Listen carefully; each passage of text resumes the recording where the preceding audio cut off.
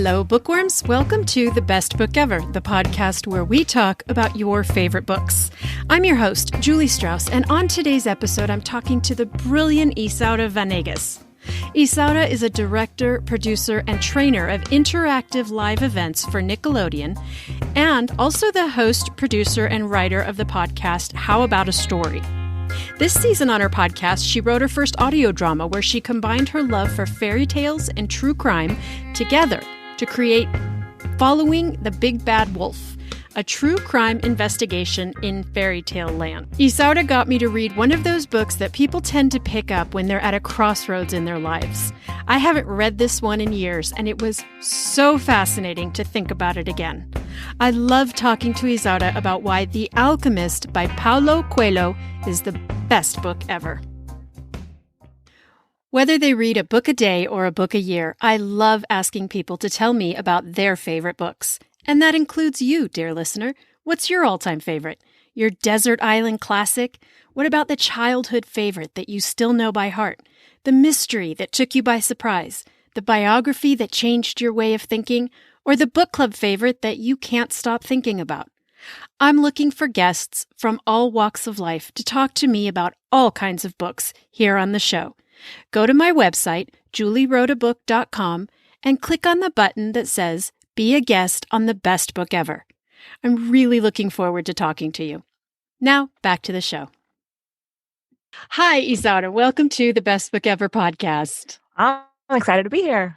I want to start right away asking you about your podcast because I think you have possibly the most fun idea ever and the most wonderful concept for a podcast. And I would love it if you would tell my listeners what you do on How About a Story? Oh, great. Thanks for that. It's nice hearing those such nice compliments. My podcast is How About a Story? And I read fairy tales and I create engaging soundscapes with it. But for this season, I'm in my season 4. I decided to write my whole season and create my own version of what I believe a true crime story would be in fairy tale land. Because I love true crime and I love fairy tales. So I combine them together and it's called Following the Big Bad Wolf, where I found fairy tales and compared them to how I believe the Big Bad Wolf is a serial killer in fairy tale land. And I'm proving this throughout the story. So it's like an audio drama. And I have friends that are voicing characters on there. We have the Big Bad Wolf voice on there. And each episode is just highlighting how he is a serial killer destroying people in fairy tale land.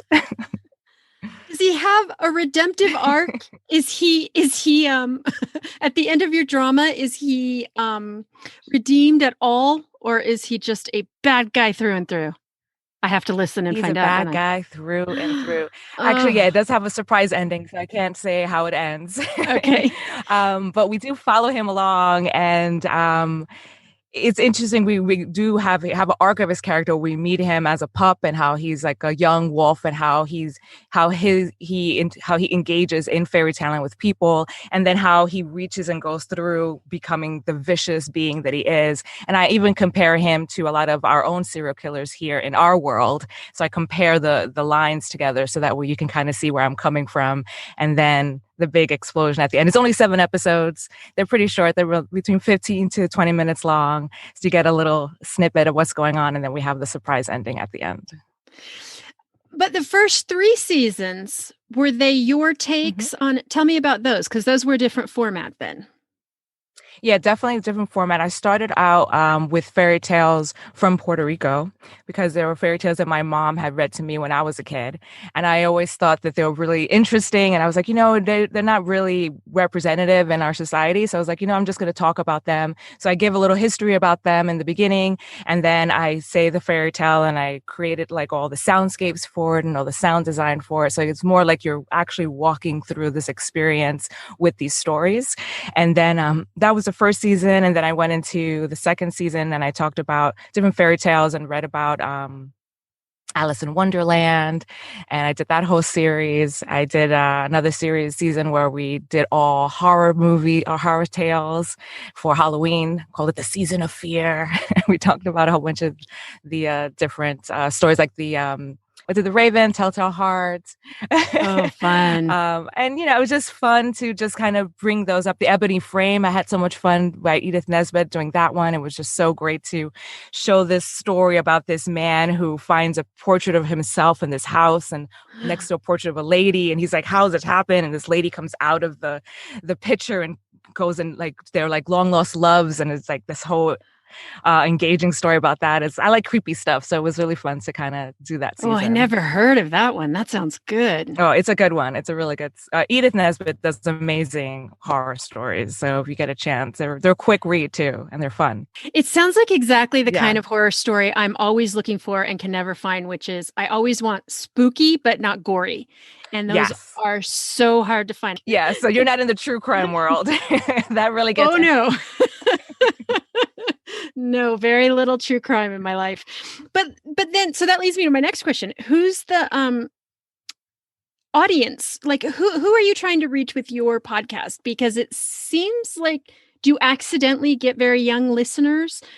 And they might not want to listen to this season, right?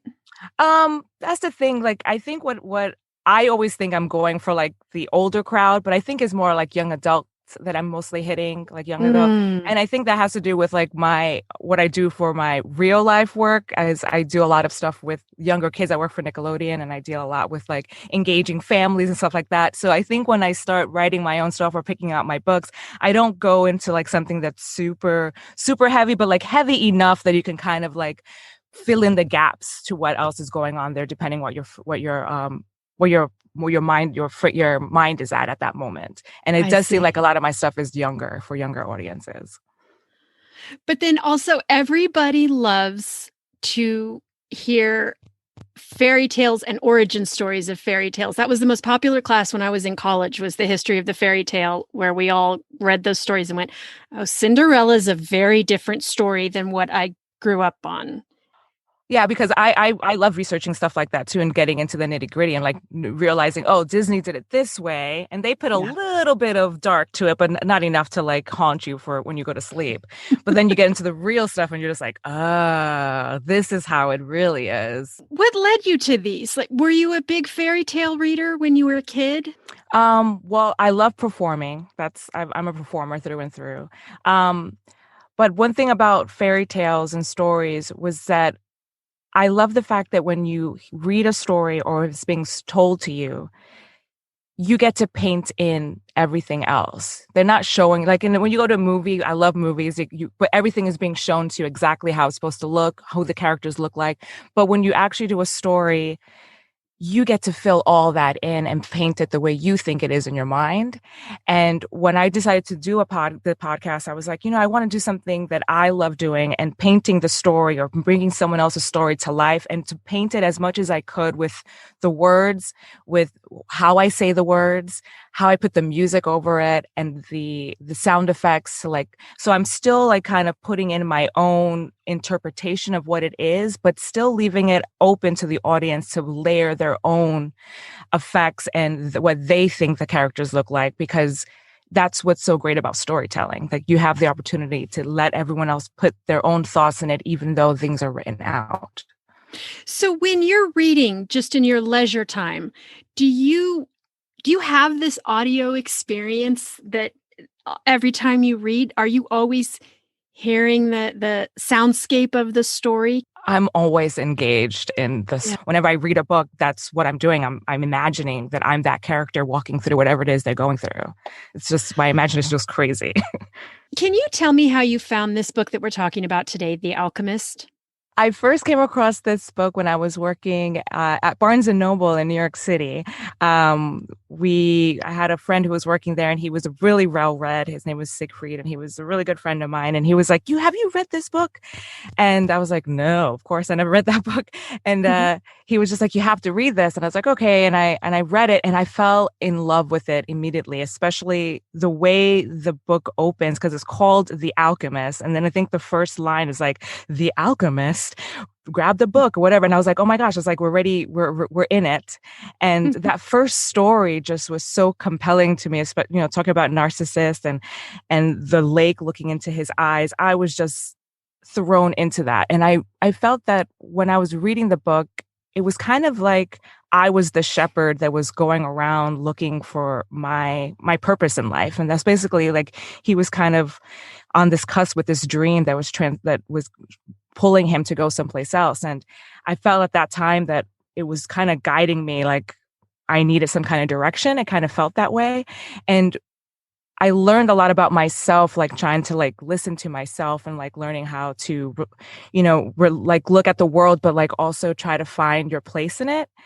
And it had such a huge impact on me that I started reading that book. I try to read it at least once a year, or if not every other year, because I feel each time I read it, I learn something else about my own personal journey that kind of reflects on what he's going through, which is really interesting to me.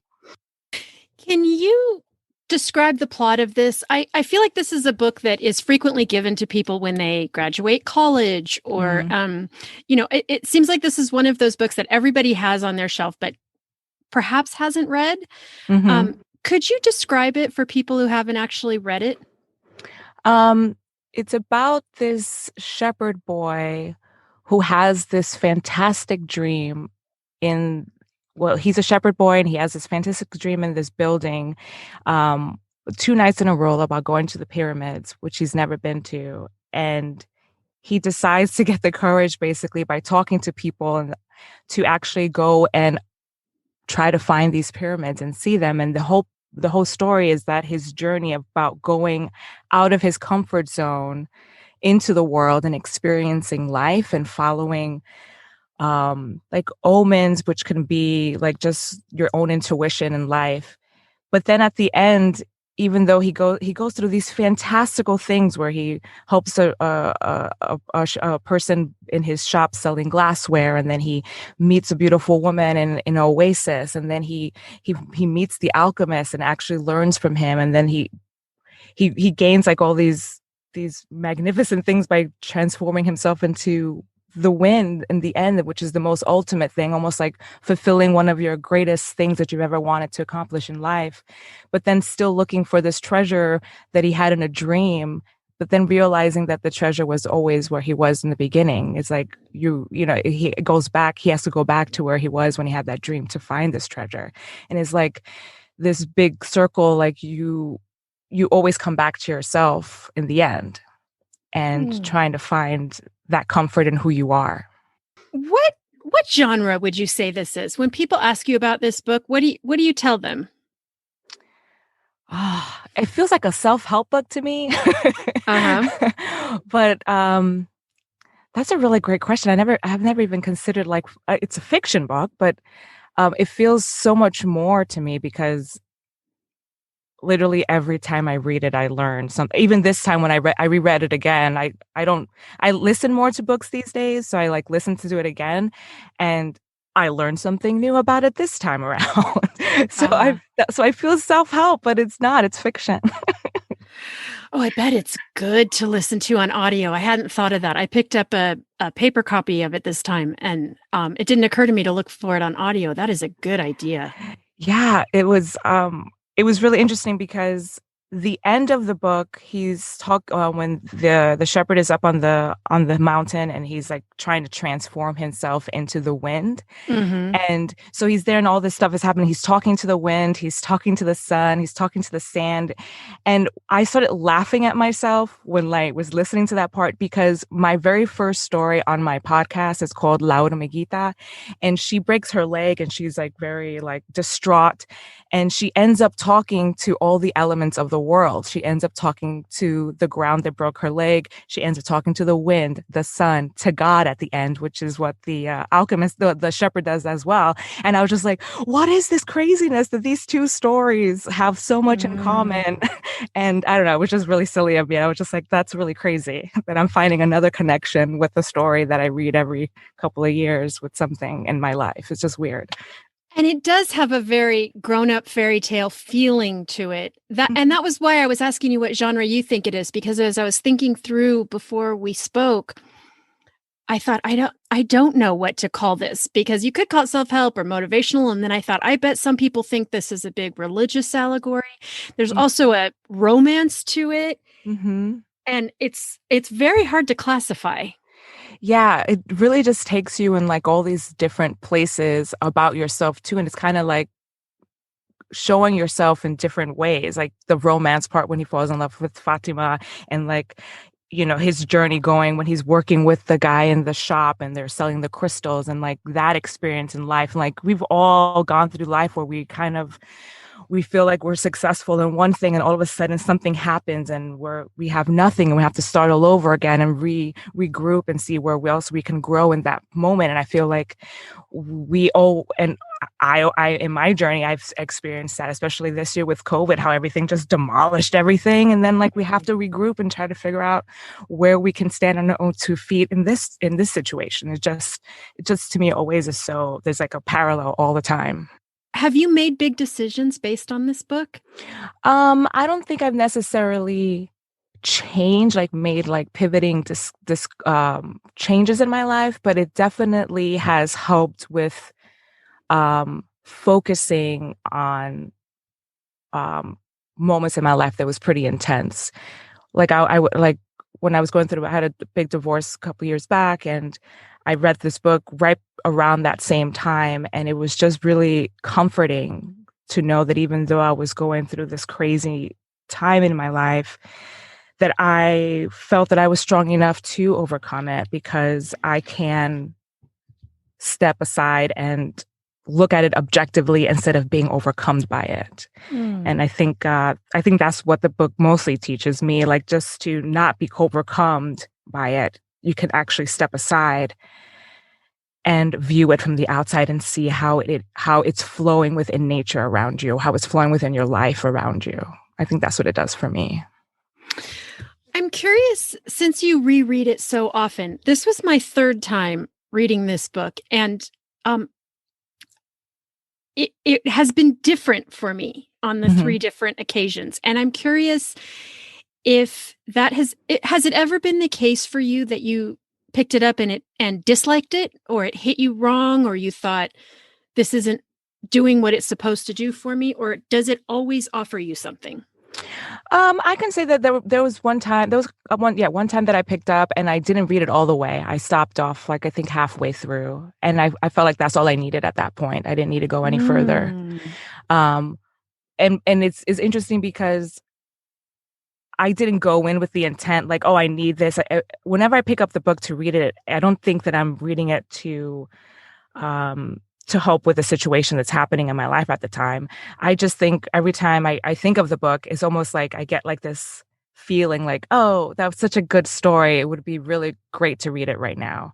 And that's how it comes up to me to like read again. It's not like I have a schedule. It's like, this is the time I have to read the book, but it's just like, but it just comes to me and it's like, hey, like all of a sudden I'll see it pop up somewhere and I'm like, oh, that would be a really good story to read again. It always makes me learn something about myself because I kind of know that it does, but yeah, like I don't read it all the way sometimes. Like that one time I didn't, I was like, that's all I need.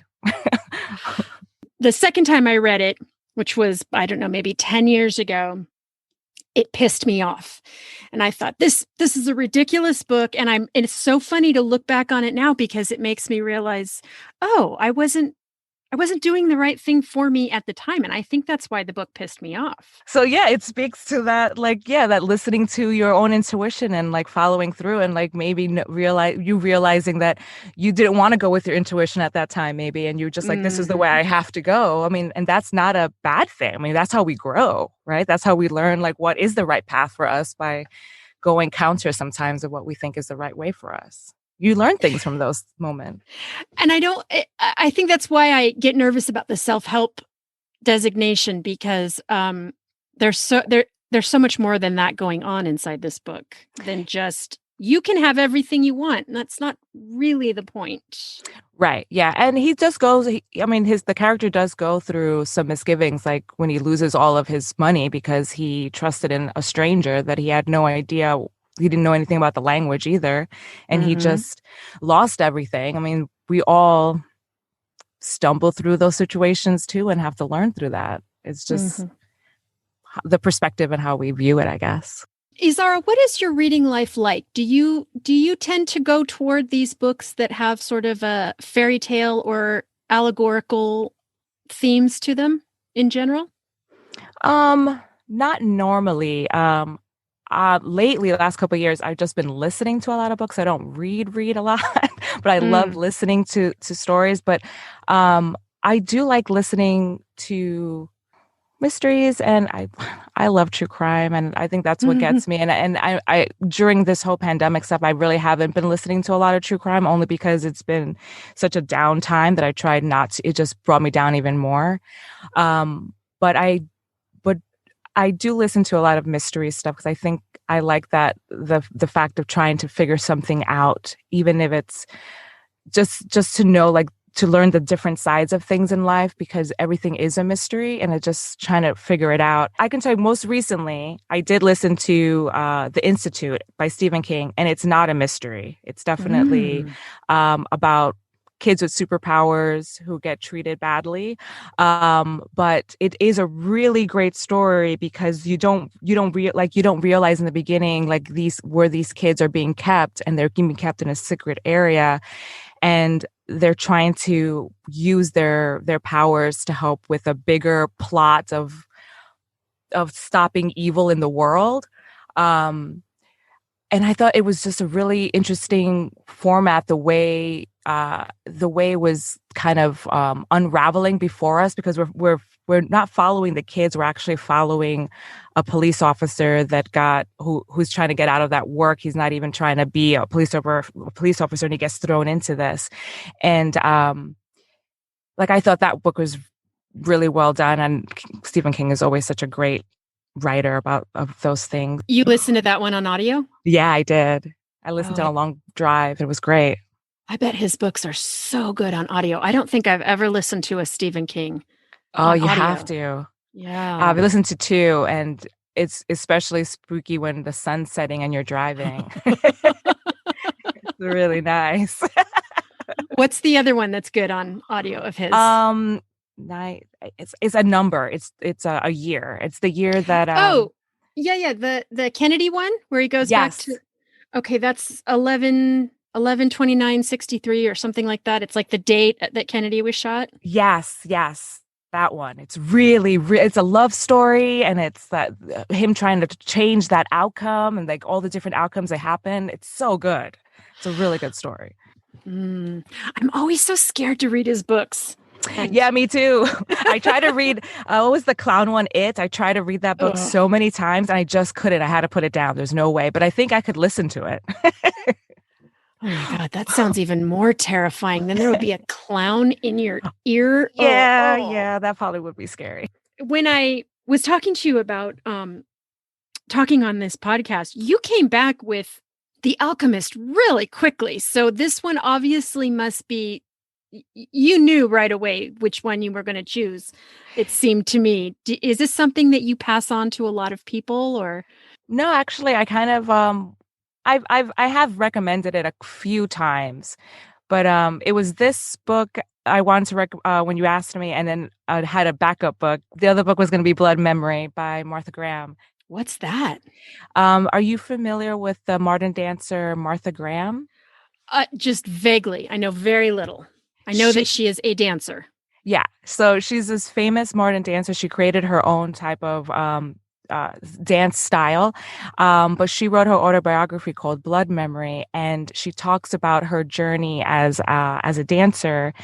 And she's very poetic in the way she writes, and she is called Blood Memory because she feels like through our body we can like communicate, and that's why when she dances she has all this, she uses her body to communicate. But she just talks about how brave she was and performing in these different locations. Of course, that was when there was all the separation, when Blacks couldn't go into the theaters. She would say she was not going to perform unless they could open up the floor for everybody.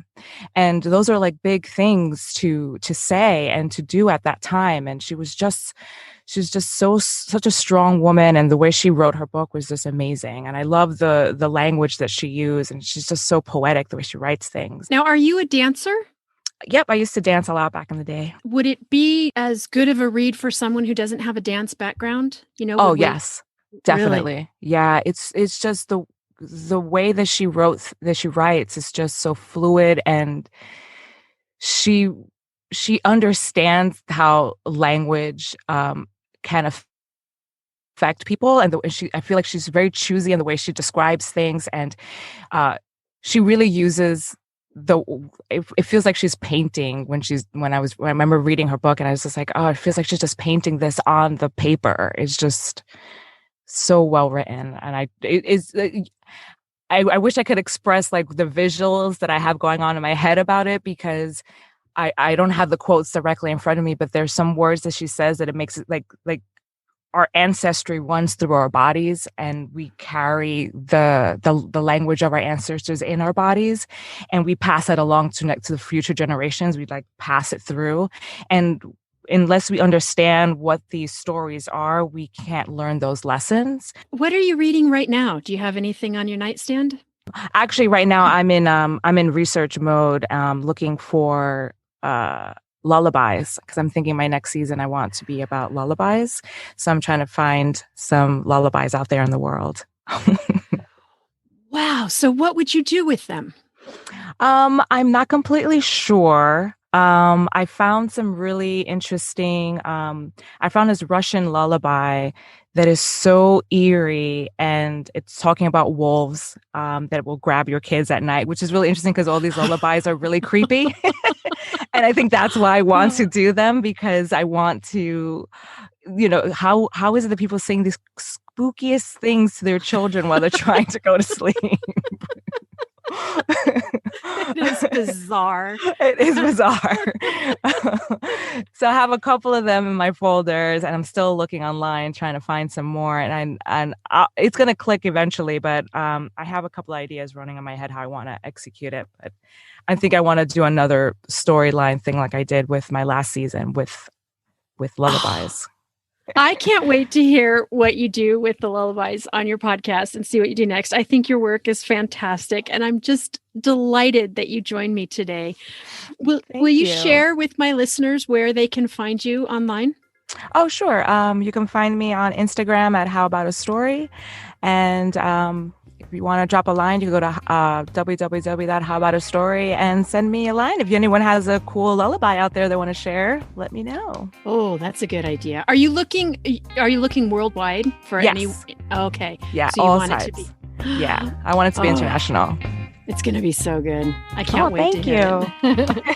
Well, Ysaura, thank you so much for joining me today. It's been a delight talking with you. Thank you so much for having me, Julie. It's been so fun. Thank you. Thanks for listening, bookworms. For more information on this episode and links to all the books we discussed, go to our website, bestbookeverpodcast.com. You can also follow us on Instagram at bestbookeverpodcast. I'm your host, Julie Strauss, and you can find me everywhere as Julie Wrote a Book. Remember, whenever you are book shopping, help support indie bookstores and this podcast by using my affiliate link at bookshop.org/bestbookever. Bookshop's mission is to support local independent bookstores, and if you shop using my link, I'll get a small percentage of your purchase at no extra expense to you. Thanks for joining me today, and I will see you at the library.